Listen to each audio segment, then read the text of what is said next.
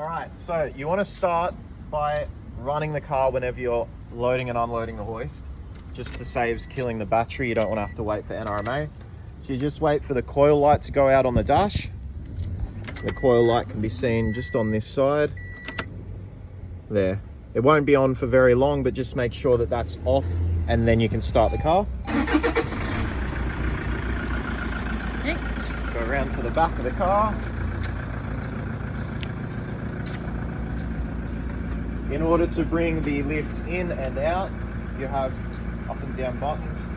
Just hold the down button and the computer will do the rest.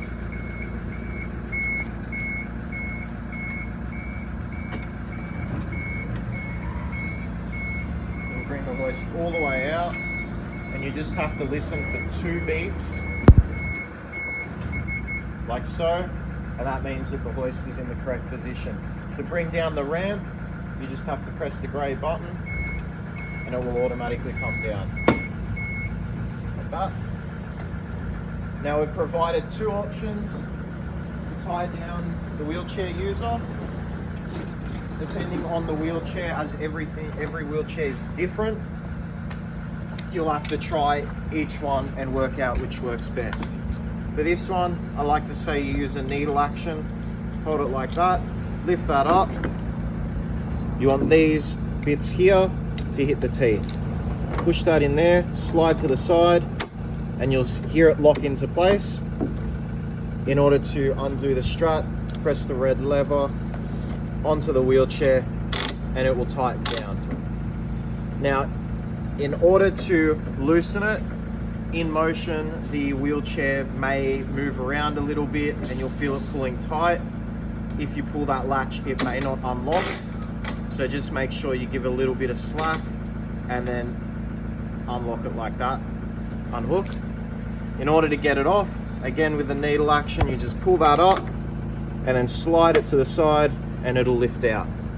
You basically want to make sure that these circles meet these circles here and that will lock it into place, like that. The other option that we provide is a much simpler strap. This is if you have a larger wheelchair that might not be able to fit using the larger restraint points. Again, we use the needle action like that. You want to put the circle in through one of the holes to the side and let the teeth lock down on either side. That's locked in. Hook it onto the wheelchair, pull to tighten, and then you've got a little press there to loosen it. To remove it, again needle action, pull the teeth up and slide out like that.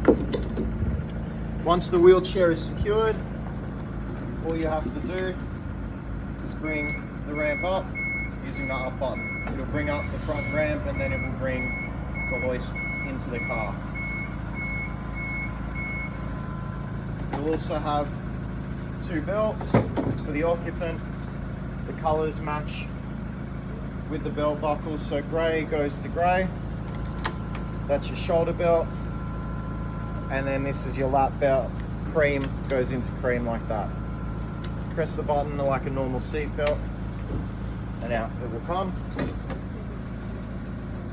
And then you just keep pressing the up button and it'll go into the car.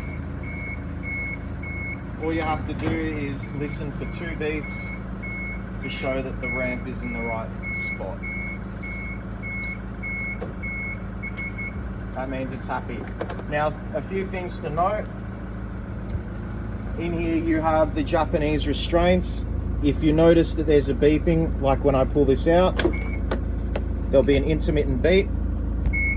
That's because this is not latched in. If you find that that's happening, just make sure that you press that in, click it into place, and that beeping should stop.